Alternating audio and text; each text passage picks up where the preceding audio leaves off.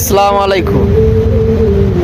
Bangladesh airport থেকে যখন বিমানে উঠলাম তখন নিজে নিজে ফিল করছি যে জীবনটা মনে হয় চেঞ্জ হয়ে গেছে।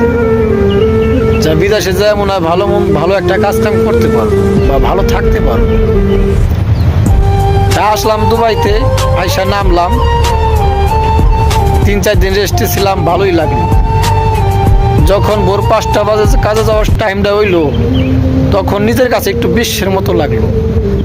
যাই হোক, কাজে গেলাম, যাইয়া একটা বেলচা ধরাই দিল, মাটি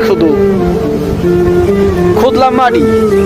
এই মাটি খুঁড়তে খুঁড়তে আর ওয়েল্ডিং করতে করতে বিদেশের বয়স হয়ে গেল 7 বছর। না পারলাম দেশে যাইতেই হয়ে গেল। মার্শাল্লাহ অনেক টাকা পয়সা ইনকাম করলাম। তাই এত টাকা পয়সা ইনকাম করার পরও না পারলাম ভালো জায়গায়, না পারলাম নিজের ঠিক মতো চলতে।